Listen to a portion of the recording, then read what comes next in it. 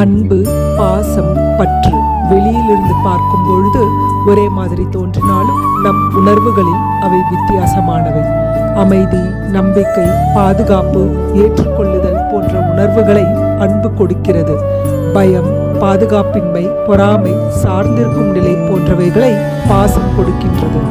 அப்படியென்றால் பாசம் தவறானதா? ஒரு தாய்க்கும் சேய்க்கும் உள்ள பாசம் தவறானதா என்ற கேள்வி உயர்கிறது. பாசம் தவறானதல்ல.